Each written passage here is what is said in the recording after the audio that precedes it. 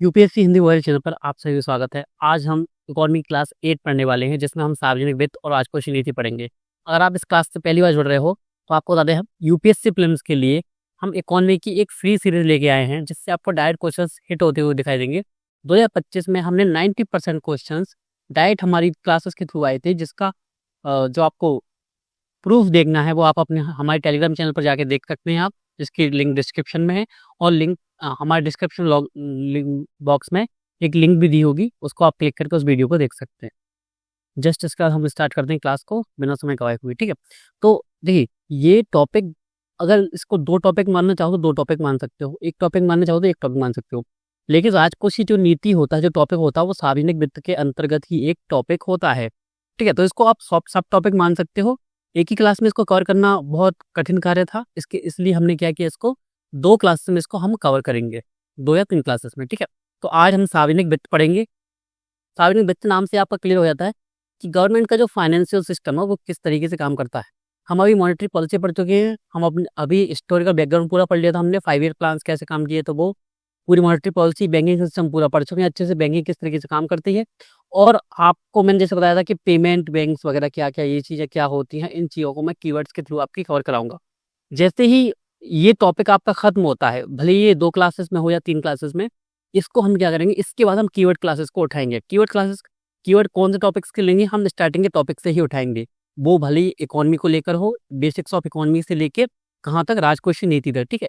तो हर टॉपिक के साथ साथ हर 1-2 टॉपिक करवाते हुए हम कीवर्ड्स की क्लासेस भी साथ साथ में करवाते जाएंगे। और कीवर्ड्स की क्लासेस इनसे ज़्यादा महत्वपूर्ण है, क्योंकि वहाँ से आपको डायरेक्ट क्वेश्चन हिट होते हुए दिखाई देंगे। तो मैं नेक्स्ट चलता हूँ, यहाँ पे हम स्टार्ट करते हैं इस टॉपिक को, ठीक है। अगर हाँ, अगर आप देख रहे हो राजकोषीय नीति पर सार्वजनिक वित्त, यहाँ से हम स्टार्ट करते हैं। तो सबसे पहले राजकोषीय नीति की जो आप डेफिनेशन इसको देख सकते हो। राजकोषीय नीति की डेफिनेशन क्या होती है, वही नीति है जिसके द्वारा सरकार टैक्स एक्सपेंडिचर के माध्यम से आर्थिक वृद्धि, रोजगार, मूल्य स्थिरता और आय के वितरण को प्रभावित करती है। जिस तरीके से मौद्रिक नीति के थ्रू वो क्या कर रहा था, आरबीआई क्या कर रहा था, यानी हमारी गवर्नमेंट वो क्या कर रही थी, वो कर रही थी हमारी क्या, महंगाई कम या ज़्यादा कर रही थी। तो उसी के साथ ये भी उसी तरह की नीति है। इसमें क्या करते हैं, रोजगार बढ़ाना हो, घटाना हो, कम करना हो, ज़्यादा करना हो, उसमें ये महंगाई में भी क्या करती है, प्रभाव डालती है कि महंगाई कम करनी है, ज़्यादा करनी है, कितना एक्सपेंडिचर करना है, ये चीज़ें। और इकोनॉमिक ग्रोथ कितनी होनी चाहिए, ये चीज़ें। मूल्य स्थिरता, अगर किसी चीज़ की महंगाई एकदम से बढ़ रही है, उसको स्टेबल करना है। और इनकम का जो डिस्ट्रीब्यूशन ऑफ इनकम है, वो भी इसको क्या करते हैं, अफेक्ट करती है, ठीक है। लेकिन इस टॉपिक को स्टार्ट करने से पहले कुछ कीवर्ड्स हैं जिनको आपको पता होना चाहिए। सिंपल कीवर्ड्स हैं, आपने सुने होंगे, बचपन से सुनते आ रहे होंगे। 2 वर्ड हैं, एक है आय और एक है व्यय। आय व्यय से अगर मैं आपसे सीधा क्वेश्चन पूछूं, आय क्या होती है, तो ज़्यादा दिमाग नहीं लगाना है कि मैं पता नहीं मास्टर ने क्या पूछ लिया, पता नहीं क्या होती है। सिंपल सी चीज़ है, जो हमारी कमाई होती है, जो हम जॉब जाते हैं, हमारी जो सैलरी होती है, हमारी जो इनकम होती है, उसी को हम आय बोलते हैं, यानी हम जो पैसा कमा रहे हैं, ठीक है। एक्सपेंडिचर क्या होता है, एक्सपेंडिचर होता है जो हम खर्च कर रहे हैं। अब खर्च हम किसी भी रूप में कर रहे हो, जैसे कि कई सारे टाइप्स होते हैं, जैसे कि हम बेसिक अपने घर पर खर्च कर रहे हैं, यानी हम किराए से घर पे रह रहे हैं, तो होम का हम रेंट देते हैं। खाने पे देते हैं, हम फूड पर क्या करते हैं, खर्च करते हैं। भले हम होटल पर दे रहे हो या घर पे ला के खाना बना रहे हो, ठीक है, लेकिन हम एक्सपेंडिचर करते हैं। हम कपड़े लाते हैं, तो इस तरीके ये करते हैं। इनकम कैसे होती है, हम बिजनेस कर रहे हैं, कैसे भी कर रहे हैं। तो ये 2 वर्ड्स हैं, बड़े सिमिलर हैं, बहुत सिंपल से हैं, समझाना जरूरी था जिससे आपको अंडरस्टैंडिंग अच्छी हो। अब मैं आपसे ये बोलूँ, जब मैं आय को प्राप्ति बोल सकता हूँ, बिल्कुल बोल सकता हूँ। आप सबके मन में होंगे, बिल्कुल बोल सकते, क्यों, इसमें पैसे की प्राप्ति होती है, इसलिए आय को हम मैं प्राप्ति भी तो बोल सकता हूँ। तो उसको याद रखना, इसीलिए इसको इंग्लिश में क्या बोलते हैं, इसको रिसीप्ट बोलते हैं, ठीक है। क्या बोलते हैं, इसको रिसीप्ट बोलते हैं इंग्लिश में, ठीक है। मैंने इसको देवनागरी लिपि में लिख दिया है, क्योंकि आपको भी मेंस के एग्जाम में उसमें आपको देवनागरी लिपि में ही लिखना होता है, भले वो इंग्लिश का वर्ड हो, ठीक है। और एक्सपेंडिचर व्यय, इसको हम व्यय ही बोलेंगे। आगे लेके चलते हैं इसको, ठीक है। अब राजकोषीय नीति और सार्वजनिक वित्त को हम 3 पार्ट्स में बांटते हैं कि 3 टाइप्स की होती है जो सार्वजनिक वित्त होता है, ठीक है। या राजकोषीय नीति मान के चलो, सब मिक्स है, इसमें कोई चीज़ अलग अलग नहीं है। तो सिंपल से समझ लो कि विस्तारवादी राजकोषीय नीति होती है फर्स्ट। जैसे आपको याद आ रहा होगा कि मैंने मौद्रिक नीति में मैंने बताया था आपको कि मौद्रिक नीति का अनुसरण 3 टाइप से किया जाता है। एक तटस्थ था, एक विस्तारवादी थी, एक संकुचनवादी थी, ठीक है। महंगी मुद्रा नीति, सस्ती मुद्रा नीति और एक तटस्थ न्यूट्रल, जिससे एग्जाम में यूपीएससी पीवाईक्यू पूछा जा चुका है। ठीक है, अगर मैं इसको देखूं तो क्या इससे क्वेश्चन आ सकता है? 100% क्वेश्चन आ सकता है, और इससे क्वेश्चन पूछा भी गया है। लेकिन वो कब पूछा गया है? अगर आप लास्ट के 15 साल के ना करते हो, आप कब करोगे? जब 45 साल के पीवाईक्यूज करोगे तो आपको ये चीज पता लगेगा। ठीक है, तो फर्स्ट हमारी विस्तारवादी राजकोषीय नीति, आप नाम से समझ गए होंगे, अगर आप लगातार क्लासेस ले रहे होंगे तो आपको ये चीज पता होगा कि ये क्या है। एक संकुचनवादी, एक तटस्थ राजकोषीय नीति, ये चीज। ठीक है, ये अब सबसे पहले हम पहले को समझते हैं, विस्तारवादी नीति क्या, राजकोषीय नीति क्या होती है, कब अपनाई जाती है। हम विस्तारवादी नीति कब अपनाएंगे, इसका मतलब क्या होता है? विस्तारवादी नीति का सीधा सा मतलब होता है कि हम फ्लो बढ़ाएंगे। फ्लो किसका बढ़ाएंगे? पैसे का। ठीक है, तो क्या करते हैं? सरकारी व्यय बढ़ाते हैं हम।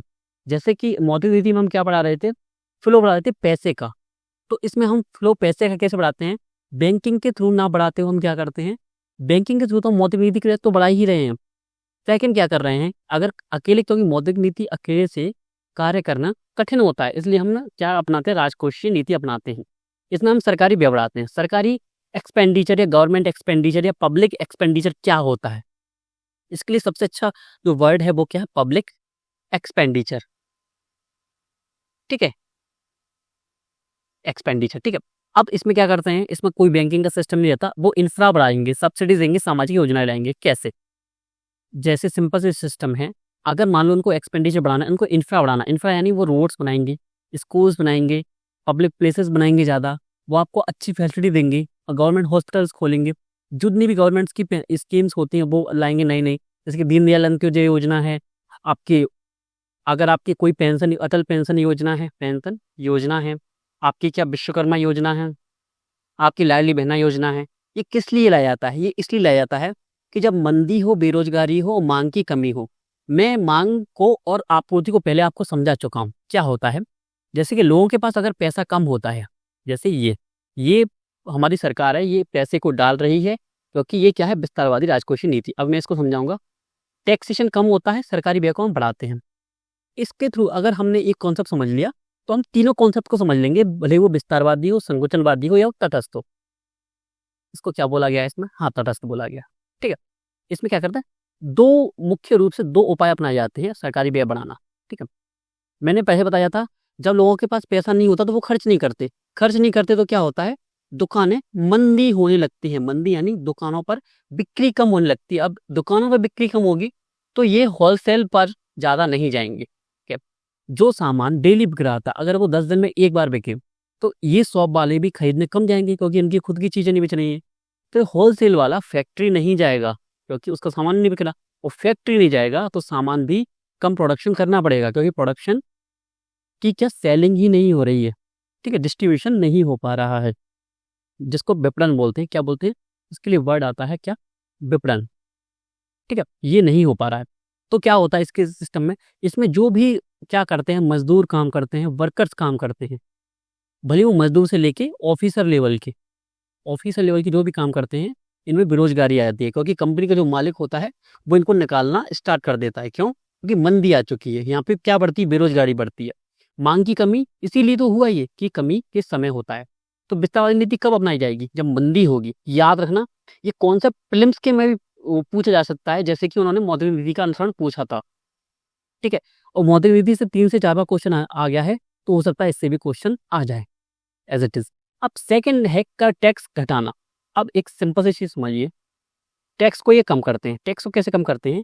ये हमारे क्या, ये जनता है, ये हमारी सरकार है। देखो यही से लेके चलते हैं, ये हमारी जनता है, ये हमारी सरकार है। अगर क्या व्यवस्था क्या हो रही है? मंदी हो रही है, बेरोजगारी हो रही है, मांग की कमी हो रही है। क्यों? क्योंकि पैसे की कमी पहले से है, कमी है बहुत, तभी तो ये लोगों को पैसा देना पड़ रहा है। सरकार हमको पैसा दे रही है उल्टा। अगर वो टैक्स बढ़ाएगी, मान लीजिए एक कंडीशन लेके चलते, अगर वो पैसा बढ़ाएगी टैक्स का, जैसे टैक्स वो बोलेगी कि आप 20% नहीं लेंगे हम, अब लेंगे हम 50% टैक्स, तो लोगों के पास जो बचा कुछ और एक्स्ट्रा पैसा था, थोड़ा बहुत ही बचा था, वो भी सरकार ले जाएगी। इससे होगा क्या? मंदी और बढ़ जाएगी, यानी उल्टा सिस्टम हो जाएगा। सरकार को करना क्या था? सरकार को मंदी कम करनी थी, बेरोजगारी में रोजगार लाना था। कैसे आएगा वो आएगा पैसे से। तो वो क्या बोलेगा कि तुम 20% टैक्स देते थे ना, तो एक काम करना 15% टैक्स देना।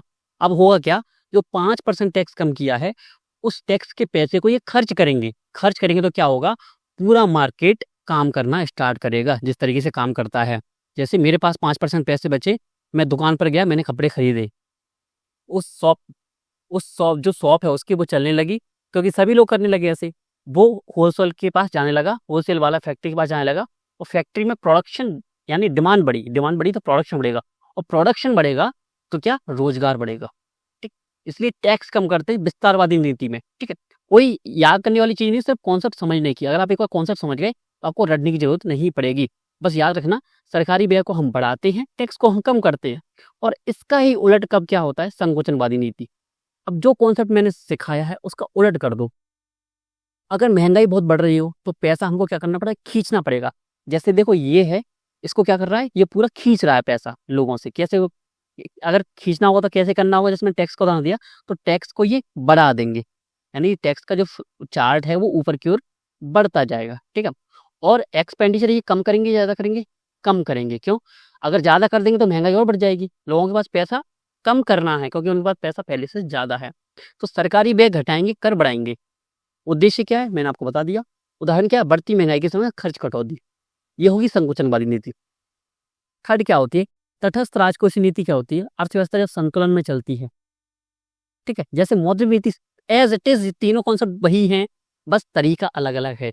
उसमें क्या कर रहा था, banking system, repo rate, reverse repo rate, bank rate, ये कम ज्यादा करके क्या कर रहे थे, हम फ्लो को, जो तरलता है उसको बढ़ा रहे थे, घटा रहे थे। अब उसी तरलता को बढ़ाने के लिए या घटाने के लिए हम किसका यूज कर रहे हैं, हम एक्सपेंडिचर का यूज कर रहे हैं, हम व्यय का यूज कर रहे हैं, पब्लिक एक्सपेंडिचर। ठीक है, कोई बड़ा बदलाव नहीं रखते हैं, सिंपल सी चीजें, इसको पढ़ लीजिएगा। ठीक है, बस जो कॉन्सेप्ट हमने समझा उसको मैंने यहाँ पे क्लियर कर दिया। अब आते हैं हम बजट पे। बजट किसका पार्ट है, बजट है आपका पब्लिक फाइनेंस टॉपिक का, क्या है आपका पार्ट है। ठीक है, तो इसको हम अभी पहले पब्लिक फाइनेंस हमने स्टार्टिंग की है। यहाँ पे राजकोषीय नीति के बारे में थोड़ी सी टर्मिनोलॉजी थी या शब्दावली थी, उसको मैंने थोड़ा समझा दिया था जो कि जरूरी था। ठीक है, तो बजट को हम यहाँ पे लेके चलते हैं। अब बजट क्या होता है, बजट आपने सिंपल से अपने घर में सुना होगा कि अभी इस टाइम पर इस महीने का बजट ठीक ठाक नहीं चल रहा है, या इस महीने में बजट इस चीज का नहीं हो पाएगा। ठीक है, तो बजट क्या है हमारा, कि खर्च और आय के बीच की बातें, आय और व्यय के बीच की बात है। ठीक है, सिंपल इतना नहीं समझाऊंगा मैं, पूरा सा डेप्थ में समझाऊंगा। ठीक है, अब इसको समझो, अभी सिर्फ देखने को है, फिर एक बार में समझ में आ जाएगा, जैसे कि इस क्लास को खत्म करोगे और अगली क्लास को खत्म करोगे। बजट, दो टाइप्स के बजट होते हैं, राजस्व बजट और आपका पूंजीगत बजट। ठीक है, एक कैपिटल बजट और एक आपका रेवेन्यू बजट। राजस्व बजट को कैसे बनाया जाता है, राजस्व प्राप्ति देखी जाती है, राजस्व व्यय देखा जाता है। क्या होता है अभी समझेंगे हम। राजस्व प्राप्तियों को भी दो टाइप्स देखा जाता है, कर राजस्व और गैर कर राजस्व। पूंजीगत बजट को भी दो टाइप्स देखा जाता है, पूंजीगत प्राप्तियां और पूंजीगत व्यय। ठीक है, इस चार्ट को याद रखना, बहुत ज्यादा सिंपल चार्ट है, बहुत ही सिंपल, टेंशन लेने की बात नहीं, इसको आगे लेके चलते हैं। अब थोड़ा सा इसको पढ़ने से पहले हम थोड़ा सा बेसिक देख लें, केंद्रीय बजट क्या होता है, किस तरीके से काम करता है संविधान में। ठीक है, ये इंपॉर्टेंट है, हो सकता है कि हिस्ट्री के थ्रू पूछ ले, पॉलिटी के थ्रू पूछ ले, और वो इकोनॉमी के थ्रू पूछ ले आपसे, कि आपसे थोड़े बहुत फैक्ट्स पूछ ले। तो भारत का जो पहला बजट है वो किसने प्रस्तुत किया था, तो वो किया था जेम्स विल्सन ने। किसने किया था, जेम्स विल्सन ने, नाम याद रखना। पहला अंतरिम बजट, आपको पता होगा कि गवर्नमेंट स्टार्टिंग में जब आजादी मिली हमको, तो 3 साल के लिए क्या हमने अंतरिम सरकार बनाई थी। अंतरिम सरकार किसके लिए, जिसके प्रधानमंत्री जवाहरलाल नेहरू ही थे। ठीक है, 1950 में हमारे पहले चुनाव हुए, 50-51 में। ठीक है, उससे पहले हमारी अंतरिम सरकार थी। तो उसमें पहला बजट जो किसने प्रस्तुत किया, वो किया आर के सनमुखम चेट्टी। किसने किया, आर के सनमुखम चेट्टी ने। ठीक है, और थर्ड फैक्ट क्या होगा, गणतंत्र भारत का पहला बजट किसने प्रस्तुत किया, यानी आजादी के पश्चात किसने किया, जॉन मथाई ने। किसने किया, जॉन मथाई। सर्वाधिक बार किसने किया, सबसे ज्यादा बजट किसने प्रस्तुत किया, तो वो किया मोरारजी देसाई ने किया। ठीक है, और सबसे लंबा भाषण किसने दिया है, ये पूछा गया क्वेश्चन है, अभी एमपीएसआई के एग्जाम चल रहे हैं। ठीक है, उसमें ये पूछा गया क्वेश्चन था। और ये कि सबसे लंबा भाषण किसने दिया, निर्मला सीतारमण। ठीक है, अब नोट, अंतरिम बजट चुनावी वर्ष में प्रस्तुत किया जाता है। अब जो बजट होता है 4 साल तो एक जैसा चलेगा, लेकिन जिस साल चुनाव होगा उस साल क्या हम क्या प्रस्तुत करते हैं, अंतरिम बजट प्रस्तुत करते हैं। ठीक है, बजट बजट शब्द का संवैधानिक सच क्या है, बजट का जो व्युत्पत्ति हुई थी वो किससे हुई थी? चमड़े के थैले से। इसको क्योंकि बजट कहा जाता है, ठीक है, बोगेट कहा जाता था, तो बोगेट से आते हुए बजट हो गया वो। हमारे आर्टिकल किस में दिया? आर्टिकल 112 में है। याद रखना, बजट शब्द का उल्लेख संविधान में नहीं है। किसका उल्लेख है? वार्षिक वित्तीय विवरण का, इस शब्द का उल्लेख किया गया है। संविधान में बजट शब्द का प्रयोग नहीं, देखो ये लिखा भी है 112 में ये दिया है। 202 में राज्यों के लिए समान प्रावधान दिए गए हैं एज इट इज, जैसे कि केंद्र में दिए गए हैं। सिंपल सी चीजें हैं।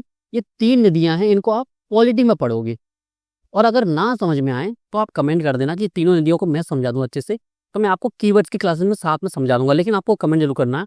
मेरी एक शिकायत है आप सभी से कि आप कमेंट वगैरह नहीं करते हो, ठीक है, ये शिकायत है आपसे। तो भले वो प्रोग्राम के स्टूडेंट्स हों, जो मेंटर से प्रोग्राम है उसके स्टूडेंट देख रहे हो आप वो, और एक अगर आप बाहर के स्टूडेंट भी हो, यानी यूट्यूब से जुड़े हो या टेलीग्राम से जुड़े हो, वहां से देख रहे हो, तो कमेंट करके जाया करो, ठीक है, कुछ किसी भी चीज़ को लेके। अब आगे चलते हैं हम। जैसे हमने क्या बताया था, मैंने आपको फ्लो चार्ट बताया था, कौन सा वाला? ये वाला, ये वाला, ठीक है। अब इसको बताते हुए हम कहाँ से स्टार्ट करते हैं? यहाँ पे अब इसको यहाँ से स्टार्ट करते हैं, लेकिन इसको पढ़ने से पहले हमको पढ़ना जरूरी है 2 वर्ड्स और, ठीक है, 2 शब्दावली या 2 टर्मिनोलॉजी, 2 कीवर्ड्स हम पढ़ेंगे। वो क्या है? एसेट, और एक होती है लायबिलिटी, देनदारी और संपत्ति, ठीक है। एसेट्स भविष्य का फायदा जो हमें लाभ दे, लायबिलिटी भविष्य का बोझ जो हमें चुकाना पड़े। ये आपके सिंबल से लिखा हुआ है। होता क्या है? एसेट क्या होता है? जैसे कि मैंने कोई मकान खरीदा, तो वो मेरा एसेट है, ठीक है। मैंने किसी मकान को खरीदा, यहाँ पे उसका क्रय किया, वो खरीदा। मैंने एफडी की, तो एफडी भी मेरी एसेट है। यानी फ्यूचर में जो मुझको लाभ दे, कि अगर मैं उसको बेचूं तो मुझे लाभ मिल जाए, मेरी परिसंपत्ति, उसका रेट, उसके दाम बढ़ते जाएं, या मैं उसको बेचूं तो मुझे पैसे मिल जाएं, तो वो है एसेट। लायबिलिटी क्या होती है? मैंने किसी से उधार लिया, तो मेरी लायबिलिटी है, मुझे उसको देना पड़ेगा, तो इसीलिए उसका नाम भी क्या है? देनदारी। कि यह कानूनी वित्तीय जिम्मेदारी है जिसे भविष्य में चुकाना अनिवार्य है। जैसे मैं किसी से ऋण लेता हूँ, ठीक है, या मैं कोई बैंक हूँ, मैंने क्या जारी किए हैं? अपने बॉन्ड जारी किए हैं, ठीक है, बॉन्ड जारी किए हैं। अब बॉन्ड मैंने उसको बेच दिए लोगों को, लेकिन मुझे पता है कि कोई सा दिन आएगा, लोग बॉन्ड को वापस करेंगे, अपना पैसा ले जाएंगे, ठीक। तो ये है देनदारी, कि फ्यूचर में मुझे पैसा देना पड़ेगा। एसेट क्या है? जिससे भविष्य में हमको लाभ हो, जैसे कि सड़क, पुल, रेलवे लाइन। कैसे? मान लीजिए गवर्नमेंट है, वो क्या करती है? सड़कें बनवाती है, तो क्या वो उनका लायबिलिटी है या एसेट है? यहाँ पे थोड़ा कन्फ्यूजन होगा, लेकिन वो एसेट है। कैसे है उसको हम समझते हैं। वो एसेट इसलिए है, उन्होंने अभी क्या कर दिया है? अभी खर्चा कर दिया है रोड पे, फिर उनको रोड टैक्स मिलेगा, ठीक है, टोल टैक्स मिलेगा, ठीक है। तो उनको टैक्सेस मिलेंगी, क्योंकि उनसे क्या मिल रहा है? उनको लाभ पहुंच रहा भविष्य में, और लगातार मिलते रहेंगे 5 से 10 साल। और देनदारी क्या होती है? प्रोविडेंट फंड, ट्रेजरी बिल्स, जैसे मैंने आपको अभी समझाया, बाजार से लिया गया ऋण। आप किसी से लोन लेते हो, उधार लेते हो, तो क्या होती है? वो लायबिलिटी होती है, कि आपको एक समय के बाद उसको वापस करना पड़ेगा, ठीक है। अब यहाँ पे एक वर्ड है जिसको हमने समझा था, आय। अब गवर्नमेंट है, नाम पढ़ा था हमने सार्वजनिक वित्त, कि सरकार को भी पैसा चाहिए होता है, ठीक है। वो ऐसा तो नहीं कर सकती कि क्या करे? आरबीआई से बोल दे कि पैसे छपवा दे और उसको यूज कर ले। ऐसा नहीं हो सकता। क्यों नहीं हो सकता? क्योंकि उसकी वजह से क्या होगी? महंगाई बढ़ जाएगी, ठीक है। नोट की वैल्यू बचेगी ही नहीं, क्योंकि मैं आपको मॉनेटरी पॉलिसी में इसको पढ़ा चुका हूँ। और उसके पीछे भी उनको क्या रखना पड़ता है? गोल्ड का रिजर्व रखना पड़ता है, गोल्ड का रिजर्व रखना पड़ता है, ठीक है। तो आय, उसकी इनकम कैसे होती है? तो उसकी इनकम 2 टाइप से होती है, एक होती है राजस्व, एक होती है पूंजीगत व्यय, ठीक है। तो पूंजीगत आय और राजस्व आय क्या होती है, उसको समझते हैं पहले, ठीक है। दो इसके प्रकार हुए, 2 टाइप हो गए इसके, जिससे इसको आय, या मैंने 2 वर्ड बताए थे, आय को हम प्राप्त भी बोल सकते हैं, रिसिप्ट बोल सकते हैं, ठीक है, इनकम या रिसिप्ट। तो सबसे पहले हम पढ़ेंगे राजस्व। राजस्व क्या होता है? राजस्व वो होता है जिसमें हमको किसी के पैसे वापस नहीं करने हैं, ठीक है। तो यहाँ पे एक मेरे नोट्स में लिखा था, जो हमारे टीचर ने लिखवाया था, या तो, हाँ, ना तो देनदारी का निर्माण हो, ना तो देनदारी का निर्माण हो, ना परिसंपत्ति में कमी हो, परिसंपत्ति में कमी हो, ठीक है। तो ये आपको ऐसा मिलेगा, सरकार को मिलने वाली ऐसी आय जो हर साल आती है, जिससे एसेट या लायबिलिटी नहीं बनती है, ना एसेट कम होते हैं ना लायबिलिटी बनती है। जैसे आज आपको कोई पैसा चाहिए तो क्या कर सकते हो आप, अगर आप पैसे लेना चाहोगे तो या तो आपको कुछ बेचना पड़ेगा, आपको जॉब करनी पड़ेगी, तो आप बेच क्या रहे हो, अपनी सर्विस बेच रहे हो, सेवा बेच रहे हो, ठीक है, गुड्स एंड सर्विसेज, वस्तु और सेवा। या तो आप कोई वस्तु बेचोगे या कोई सेवा बेचोगे, तो आप बेच रहे हो एसेट को, ठीक है। लेकिन अगर आपको कुछ बेचना नहीं तो आप क्या करोगे, आप उधार लोगे, फिर लायबिलिटी बढ़ती है, ठीक है। लेकिन राजस्व क्या होता है, ना आपकी लायबिलिटी बढ़ेगी, ना आपको कुछ बेचना है, यानी ये फ्री मान सकते हैं कि फ्री में मिलता है। फ्री में कैसे मिलता है उसको देखते हैं, सरकार को मिलने वाली ऐसी आय जो हर साल आती है, जिससे एसेट में कमी नहीं आती और लायबिलिटी नहीं बनती। कैसे, ये दो टाइप के होता है राजस्व होता है दो टाइप का। इसके लिए उसको कुछ गवर्नमेंट को कुछ भी चुकाना नहीं पड़ता भविष्य में, ठीक है। जैसे टैक्स मिलता है, जनता क्या देती है, टैक्स देती है, इनकम टैक्स देती है। अब इनकम टैक्स के लिए तो उसको कुछ खर्च करना नहीं है, लोग देंगे अपने आप, उसको ना कुछ खर्च करना है ना उसको कुछ बेचना है। क्या वो लोगों को कुछ देती है इनकम टैक्स के बदले, कुछ नहीं देती है, ठीक है। वो किस पे खर्च करती है, वो एक्सपेंडिचर करती है किस पे, पूंजीगत आय पर। उससे ब्रिज बनाएगी, रोड्स बनाएगी, स्कीम्स लाएगी, उसको हम पढ़ेंगे अच्छे से, ठीक है। लेकिन ये नहीं होता, गारंटी नहीं होती ना इसमें, तो मुझे वापस करना ही पड़ेगा, ठीक है। तो आय कर है, निगम कर है, जीएसटी, सीमा शुल्क, उत्पाद शुल्क, ठीक है। तो ये हो गए कर राजस्व। तो ये दो टाइप का है, राजस्व कर राजस्व और गैर कर राजस्व। दो टाइप से कैसे है, कर राजस्व में आते हैं जो टैक्सेशन वाला सिस्टम है पूरा, ठीक है। और जो नॉन टैक्स रेवेन्यू होता है, गैर कर राजस्व होता है, जिसमें टैक्स शामिल नहीं होता। लेकिन इसमें शामिल क्या होता है, हमको फ्री में क्या मिल जाता है, मुद्रा छपाई। अगर हम आरबीआई से मुद्रा छपाई करवा लेते हैं, डाक टिकट जब जारी करता है आरबीआई, तो वो पैसा भी किसके पास जाता है, गवर्नमेंट के पास जाता है। फीस लगाता है, जुर्माना, पुलिस आपका फाइन काट रही है, तो वो भी कहाँ जा रहा है, वहीं पर। लाभांश पीएसयू से, जो पीएसयू पब्लिक सेक्टर यूनिट्स होती हैं, जो सार्वजनिक उद्यम होते हैं, जो कंपनीज होती हैं, व्हेल सेल गेल, जो कंपनी है, जैसे जियो प्राइवेट है, इस तरीके से कुछ कंपनियां होती हैं, बीएसएनएल, ठीक है। उसके तो अब कुछ शेयर हैं वो टाटा को बेच दिए गए हैं, ठीक है। लेकिन वो अभी भी गवर्नमेंट कंपनी है, ठीक है, गवर्नमेंट ऑन करती है उसको, ठीक है। तो क्या होता है, यहाँ से जो फायदा मिलता है वो सरकार के पास जाता है, इसके बदले उसको ना कुछ देना है ना उसको कुछ लेना है, ठीक है, बस उसको पैसा मिलता रहता है बस। तो ये हुई कर राजस्व और ये हुई गैर कर राजस्व, ठीक है। अब आपको पता लग गया होगा कि राजस्व यानी उसको फ्री फंड में सब कुछ मिल रहा है गवर्नमेंट को, ठीक है। अब एक सेकंड पार्ट होता है, वो होती है पूंजीगत आय प्राप्ति। अब ये प्राप्ति वो है, नेक्स्ट स्लाइड में देखिए इसको, तो वो होती है, या तो सरकारी संपत्ति इसको बेचना पड़ेगा, उधार गिरवी रखना पड़ेगा, या लायबिलिटी बनेगी इसकी, लायबिलिटी यानी देनदारी, है ना, ठीक है। कैसे, अगर ये किसी से उधार ले ले विदेश से, ठीक है, तो ये भी पूंजीगत आय या प्राप्ति होगी, तो इसको वापस करना पड़ेगा, ठीक है। जैसे कि एग्जाम रेडी लाइन क्या होती है, जो प्राप्ति एसेट्स या लायबिलिटी को बदल दे, तो वही है क्या, पूंजीगत प्राप्ति। राजस्व का जस्ट उल्टा, इसको खर्च करना पड़ेगा, या तो ये वस्तु बेचे या उधार ले, देनदारी। जैसे इसके अगर एग्जाम्पल देखें, और एग्जाम्पल याद करना बहुत जरूरी है यहाँ पे, एग्जाम्पल से डायरेक्ट क्वेश्चन आता है किसमें, बीपीएससी में तो बहुत बार पूछा गया है, ठीक है, बीपीएससी में क्वेश्चन पूछा गया है।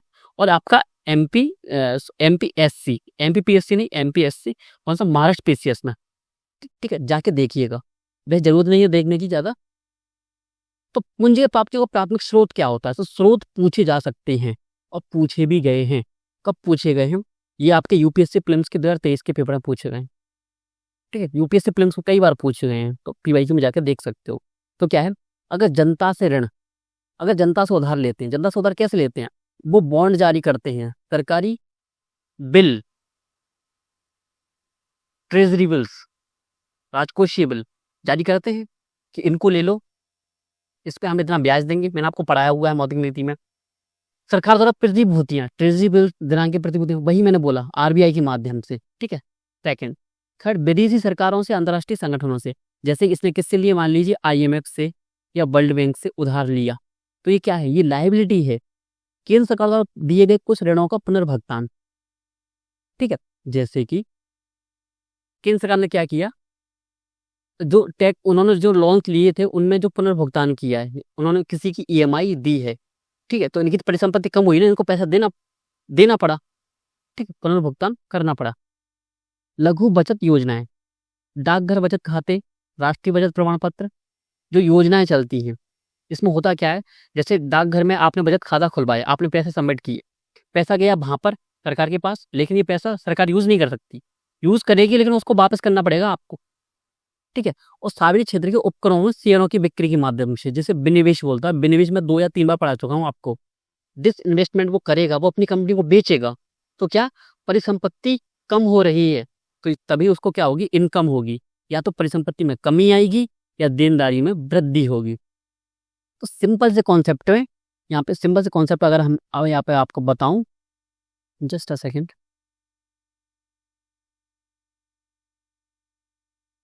जस्ट अ सेकेंड, 1 मिनट रुकिएगा आप सर। देखो, जिस सिंपल से अगर हम कॉन्सेप्ट को समझें इसमें समझते हैं, ठीक है, वाइट पेन से ज़्यादा अच्छी तरीके से समझोगे। तो 2 कॉन्सेप्ट है हमारे यहाँ पे, क्या, एक क्या है, राजस्व, राजस्व आय या प्राप्ति, एक है हमारी क्या, पूंजीगत प्राप्ति। ठीक है, यहाँ पे 2 चीजें होती हैं, एक होती है परिसंपत्ति जिसको हम एसेट भी बोलते हैं, परिसंपत्ति, एक होती है हमारी देनदारी, देनदारी। यहाँ पे क्या होती है हमारी परिसंपत्ति, यहाँ पे भी देनदारी, सेम होता है, ग्रह अलग अलग होता है। जैसे कि यहाँ पे कोई प्रभाव नहीं पड़ेगा, कोई प्रभाव नहीं, ना परिसंपत्ति बढ़ेगी ना घटेगी, ना देनदारी बढ़ेगी ना घटेगी। ठीक है, यहाँ पे क्या होगा, जस्ट अ सेकेंड,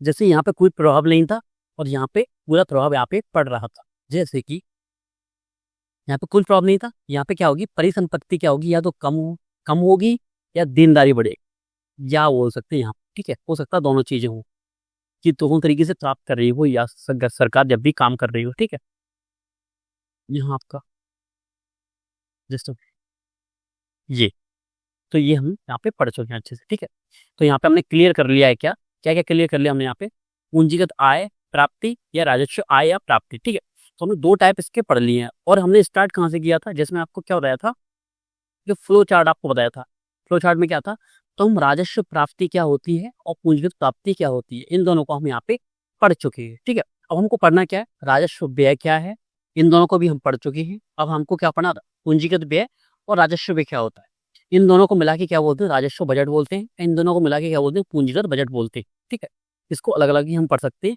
सिंपल सा इस फ्लो चार्ट को याद रखना। ठीक है, मैंने स्टार्टिंग में बोला था बहुत आसान है, इजिली हो जाएगा। ठीक है, अब यहाँ पे हम क्लियर कर, ठीक है, हम वापस आते हैं अपनी स्लाइड पे।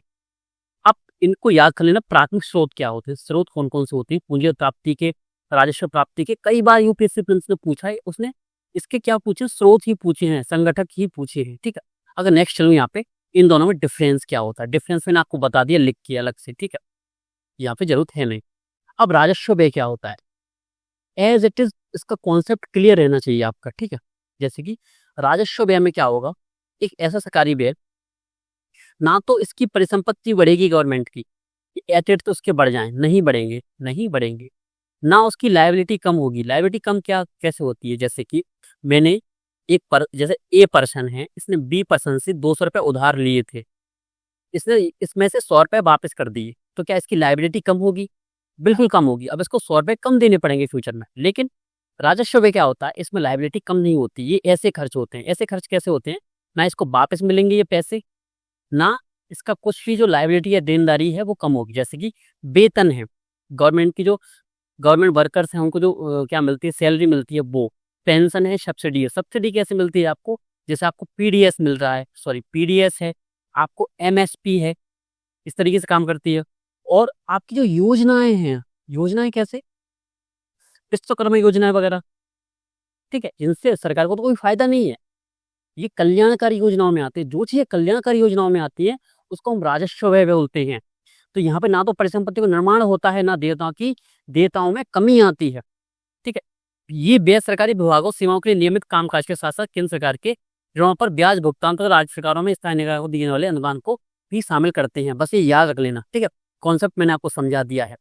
अब राजस्व व्यय का मतलब क्या है, कि हम खर्च कल्याण के लिए करेंगे, और जब कल्याण के लिए करते हैं, जैसे कि आपने किसी भिखारी को पैसे दिए, किसी को खाना खिला दिया, किसी गरीब व्यक्ति को, तो आपको उससे कोई फायदा नहीं है, आपने किसके लिए किया? पुण्य के लिए, ठीक है, पुण्य के लिए। ना तो ऐसा है कि आपको उस भिखारी को पैसे देने थे तो आपके जो देनदारी है, जो लाइबिलिटी है, जो देता है वो कम हो गई। ना तो ऐसा हो गया कि वो आपको कोई काम करेगा, वो जाएगा और चला जाएगा। आपको पहली बार मिला था, आपने खाना खिला दिया, वो चला गया। इसी तरीके से सरकार हमारे साथ ऐसा करती है, और कैसे कैसे करती है वो यहाँ पे लिखा हुआ है। एग्जाम्पल मैंने आपको बता दिया, वेतन है, पेंशन है, सब्सिडियां हैं और आपकी कल्याणकारी योजनाएं हैं, ठीक है। अब सेकंड पे आते हैं, पूंजीगत व्यय क्या होता है? एज इट इज, अगर पूंजीगत व्यय का मतलब क्या है? पूंजी है इसमें, अगर वो खर्च करेगा तो फायदा लेगा। फायदा कैसे लेगा? या तो परिसंपत्ति का निर्माण होगा या देनदारी कम होगी। यानी उसने किसी से उधार लिया होगा, उसने पैसे वापस किए तो देनदारी कम हुई ना, इसी को बोलते हैं पूंजीगत व्यय। उसने खर्च किया लेकिन उसका फायदा हुआ। तो पूंजीगत व्यय में अगर वो पूंजीगत व्यय उसकी आय होती है तो क्या होता है? उसमें कमी आती है, यानी उसको प्रभाव पड़ता है। और राजस्व आय हो या प्राप्ति हो, सॉरी, आय या प्राप्ति की होती है, या उसका व्यय हो, उसका देनदारी वगैरह से यहाँ पे कोई प्रभाव नहीं पड़ता है, ठीक है। सिंपल सी चीज याद रख लेना। स्टार्टिंग जब मैंने इस कॉन्सेप्ट को पढ़ा था मुझे बहुत ज्यादा कंफ्यूजन होता था। सिंपल सा बैठ के काम माइंड से, शांत माइंड से इसको समझ लेना बस। सिंपल सी चीज है, सिंपल सी। इसमें कंफ्यूजन मत होना कि देता हूं मैं कमी या परिसंपत्ति निर्माण, इसमें कंफ्यूजन मत होना। राजस्व यानी पुण्य का काम। अब पुण्य का काम सरकार करेगी तो उसको कोई फायदा पहुंचेगा? नहीं मिलेगा। ना वो कोई फैक्ट्री बना पाएगी, ना उसकी पेमेंट वगैरह कुछ नहीं होगा, ठीक है। पूंजीगत खर्चा करेगी कि हाँ मैं पैसे वालों की तरह मैं इन्वेस्टमेंट करूंगा। इन्वेस्टमेंट से क्या होगा? फायदा होगा, ठीक है। ऐसे ही राजस्व आय, पुण्य हमको मिल रहा है, मैं एक भिखारी हूँ, सब कुछ हूँ, सरकार एक भिखारी, उसको मिल रहा है पैसा फ्री फंड में। और पूंजीगत आय क्या होती है? कि उधार ले रहा है या कुछ बेच रहा है, ठीक है। और ये वर्ड सिर्फ कंफ्यूजन इसलिए होता है क्योंकि जो टर्म्स होते हैं थोड़े टफ होते हैं। स्टार्टिंग में मुझे 1 या 2 महीने लग गए थे, मैं कंफ्यूज होता था बार बार। लेकिन एक बार कॉन्सेप्ट क्लियर हो जाएंगे ना तो दिक्कत नहीं आएगी। और कौन से व्यय शामिल है? तो भूमि, भवन, मशीनी उपकरण प्राप्त करना या शेयर खरीदना गवर्नमेंट ने किया। जैसे गवर्नमेंट ने क्या किया? कोई फैक्ट्री का क्या राष्ट्रीयकरण कर दिया, किसी बैंक का राष्ट्रीयकरण कर दिया, नेशनलाइजेशन कर दिया, किसी कहीं की जमीन को खरीद लिया। कैसे खरीदती है? कैसे कहीं पर हाईवे निकलता है तो गांव वालों को कितनी मिलती है? लाखों करोड़ों रुपए मिलती है। वो कौन देती है? गवर्नमेंट देती है। इसको क्या बोलेंगे? पूंजीगत व्यय बोलेंगे, क्योंकि इससे परिसंपत्ति का निर्माण हो रहा है। उसके बाद वो क्या रोड्स आ जाएंगे, और रोड्स पर फ्यूचर में क्या मिलेगा उसको? फ्यूचर में उसको टैक्स मिलेगा, ठीक है। केंद्र सरकार द्वारा राज्य क्षेत्र सरकारों, सार्वजनिक क्षेत्र उपक्रमों तथा अन्य संस्थाओं को ऋण दिया जाता है एवं अग्रिम उपलब्ध करवाना भी पूंजीगत व्यय होता है, ठीक है। अब एक चीज याद रखना, जो केंद्र सरकार होती है, सेंट्रल गवर्नमेंट होती है, वो राज्यों को 2 टाइप्स के क्या देती है? अनुदान देती है। एक होती है पूंजीगत अनुदान, जिसे वो वापस ले लेती है कि देखो दे रहा हूं, वापस दे देना टाइम से, ब्याज सहित। और एक होती है उनमें क्या? राजस्व। चलो किसके लिए खर्च कर देना? आपका कल्याणकारी योजनाओं के तहत। जिस तरीके से बिहार में 10,000 रुपये बांटे गए, वो किस में आए? राजस्व व्यय में आए, ना कि पूंजीगत व्यय में। सरकार ने दिए, ठीक है, खर्च करने के लिए, कल्याणकारी योजनाओं के लिए खर्च कर दो। इसी तरह मध्य प्रदेश में स्टार्ट किया गया था लाडली बहना योजना, ठीक है, वो भी इसी तरीके से था। लेकिन कुछ क्या होते हैं? पूंजीगत अनुदान होते हैं। इसी वजह से बोलते हैं कि इस स्टेट पर इतना कर्जा हो गया है। कर्जा किसका हो गया? विदेशों का तो नहीं हुआ, वो हुआ सेंट्रल गवर्नमेंट का। या उसको वापस करने सेंट्रल गवर्नमेंट को। इसमें सदर्न जो स्टेट्स हैं वो आगे हैं, अच्छे हैं, लोन लेने में आगे नहीं है, उनको जरूरत इतनी नहीं होती है। तो आज आप जो नाम सुनते हैं मुफ्त रेवड़ियाँ, जो फ्री वाइज या मुफ्त की रेवड़ी बोलते हैं जिसको, कि फ्री फंड में सब कुछ में दे रहे हैं। चुनाव आता है उससे पहले स्कीम निकाल देता है कि 2100 रुपये महिलाओं को देंगे, बच्चों को देंगे, इसको देंगे, उसको देंगे, ठीक है। तो इसकी वजह से क्या हो रहा है? राजस्व व्यय बढ़ रहा है। और राजस्व व्यय बढ़ रहा है तो क्या? सरकार के पास पैसा कम होता जाता है और पूंजीगत व्यय कम होता जाता है। अब इसको हम समझेंगे इस स्लाइड में। उससे पहले एक चीज समझ लो, हमने कई सारे ये पढ़ लिए, लेकिन यहाँ पे होता है एक रक्षा व्यय। रक्षा क्या होता है? डिफेंस में एक्सपेंडिचर करते हैं। डिफेंस से आप समझ गए होंगे, हमारी जो मिलिट्री वाली जो पूरी चीजें होती हैं, आर्म्स वाली चीजें होती हैं, हम रॉकेट्स बना रहे हैं, ये चीजें होती हैं। जैसे कि ये 2 टाइप्स की होती हैं, विकासात्मक और गैर विकासात्मक, डेवलपमेंटल और नॉन डेवलपमेंटल एक्सपेंडिचर, ठीक है। विकासात्मक खर्च क्या होता है? जैसे आज हम टैंक का निर्माण किया, हमने मिसाइल का निर्माण किया, विदेशों में निर्यात किया किसी चीज को, ठीक है, विदेशों से लड़ाकू विमान या युद्धपोत हमने खरीदे, जैसे फ्रांस से राफेल या चिनूक। जब विकासात्मक खर्च की बात होती है, ये पूंजीगत खर्च में शामिल होता है। इसको हम खरीद रहे हैं, बेच रहे हैं, जो चीजें हमारे एसेट्स के रूप में बन रही हैं। गैर विकासात्मक खर्च कैसे होते हैं? जैसे अर्जुन टैंकों को हमने बनाया और सीमा पर तैनात कर दिया, कि वहां पर उसको ले जाने का खर्चा सीमा पे, उसको जो चलाएगा, उसको जो सैलरीज मिलेंगी, वो किस में आएगा? आपके गैर विकास यानी राजस्व खर्च में। क्योंकि उसको जो चलाएंगे, कमांडर चलाएंगे, तो वो चलाएंगे तो उनको सैलरी कौन देगी? गवर्नमेंट देगी। और सैलरीज किस में आती हैं? आपकी राजस्व व्यय में, ठीक है। उससे उनको परिसंपत्ति से कुछ लाभ तो नहीं है, उनको लाभ क्या है? हमारी सुरक्षा होती है, ठीक है। तो यहाँ पे याद रखने वाली चीज है, जो रक्षा व्यय है, सिर्फ रक्षा व्यय लिखा हो ना, तो रक्षा आय है और रक्षा व्यय है, वो दोनों में आता है, राजस्व में भी आता है और पूंजीगत में भी आता है। लेकिन अगर इसका हम माइक्रो लेवल पे जाएं, तो वो दो चीजें होती है, विकासात्मक खर्च और आपका गैर विकासात्मक खर्च। तो जो विकासात्मक खर्च होता है, हमने किसी मिसाइल को बनाया, बेच दिया, तो वो क्या होगा? हमारा हमको जो आय होगी, जो इनकम होगी, वो होगी पूंजीगत आय।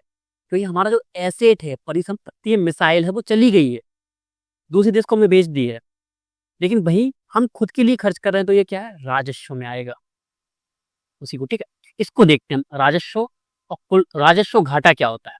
यहाँ पे दो चीज समझो, ठीक है। इसको हम कॉन्सेप्ट समझेंगे अच्छे से। राजस्व घाटा क्या होता है? घाटे का सिंपल सा मतलब है कि मैं सरकार हूँ, ठीक है, मैं सरकार हूँ, मेरा राजस्व आय है, टैक्स गैर कर राजस्व और राजस्व आय से मेरी जो इनकम हो रही है, वो हो रही है 1 लाख करोड़ रुपए, 1 लाख करोड़, ठीक है। और मैं खर्च कर रहा हूँ, जो स्कीम्स वगैरह हैं, ये फ्री वाइज हैं, जो पेंशन है, जो भी चीजें आती हैं, किसमें? आपकी राजस्व व्यय में आती हैं, रेवेन्यू एक्सपेंडिचर में आती हैं, वो हो रही है मेरी 1.2 लाख करोड़, यानी 1 लाख 20 हजार करोड़ रुपए मेरे खर्च हो रहे हैं। तो यहाँ पे मैं घाटे में हूँ या फायदे में हूँ?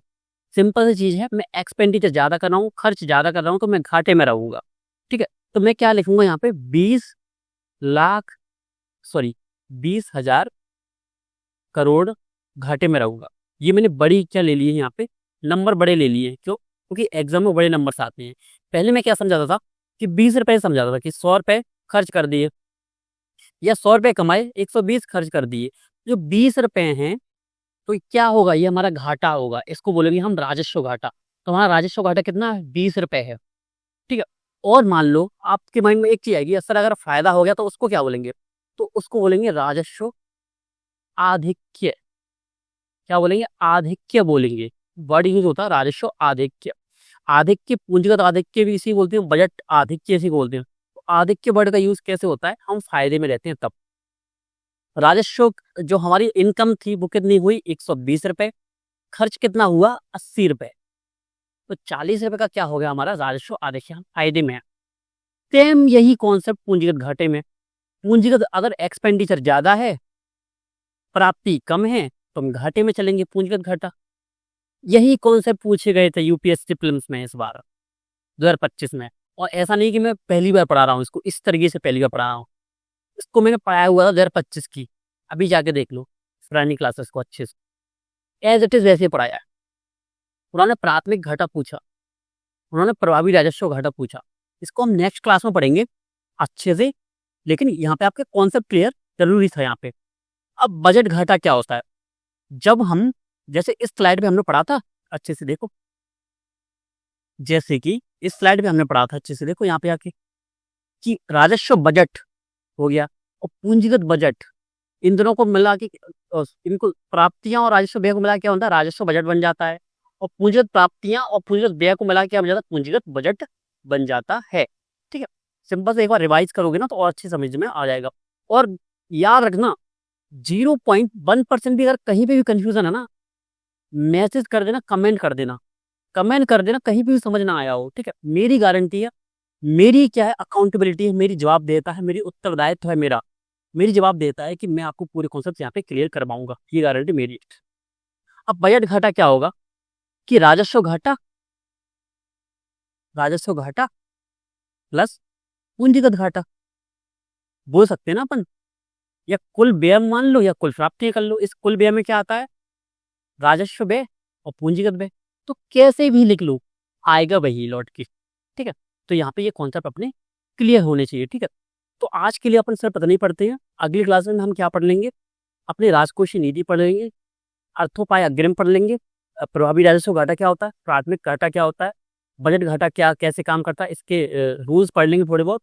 और भी कुछ चीजें होती है जैसे प्रत्यक्ष कर संहिता होती है, मुद्रीकृत घाटा होता है, वो चीजें क्या होती हैं, कुछ कॉन्सेप्ट है, कुछ कीवर्ड्स हैं, उसको अगली क्लास में हम कवर कर लेंगे अच्छे से, ठीक है। तो इसको मैंने अच्छे इस तरीके से इसलिए समझाया क्योंकि इससे क्वेश्चन बन रहे हैं अच्छे से, ठीक है।